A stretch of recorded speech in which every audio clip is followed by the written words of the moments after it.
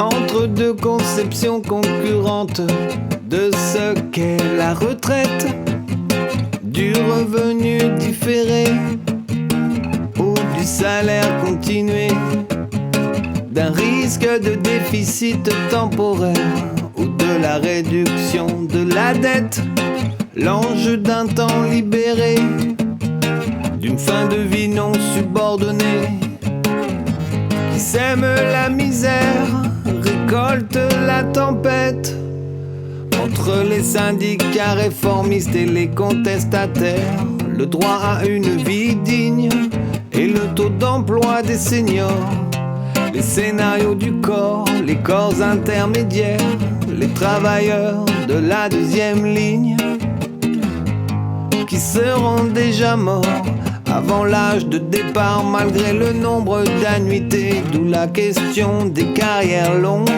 Et pour quel type d'emploi, de l'espérance de vie, d'une vie en bonne santé? Et dans la bataille des chiffres, on fait le compte des 49.3. Dans ce rapport de force est de constater toujours les inégalités hommes-femmes et le nombre de jeunes sans formation.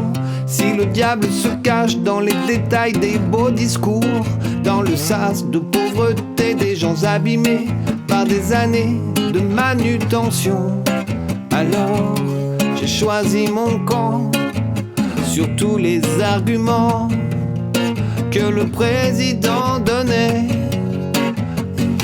quand il nous expliquait tant qu'on n'a pas réglé le problème du chômage dans notre pays, franchement, ce serait assez hypocrite de décaler l'âge légal.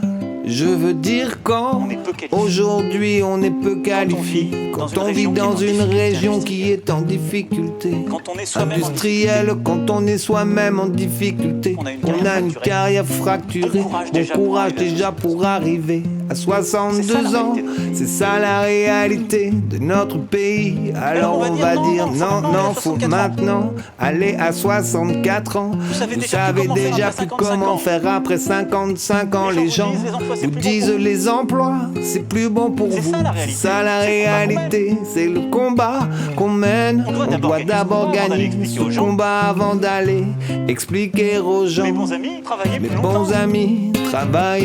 longtemps. Mes bons amis, travaillez plus longtemps. Mes bons amis, travaillez plus longtemps. Mes bons amis, travaillez plus longtemps. Mes bons amis, travaillez plus longtemps. Mes bons amis, travaillez plus longtemps. Mes bons amis, travaillez plus longtemps. Mes bons amis, travaillez plus longtemps. Mes bons amis, travaillez plus longtemps.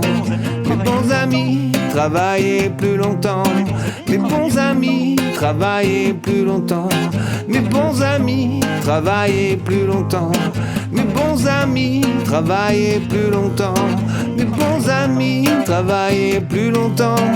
Mes bons amis, travaillez plus longtemps.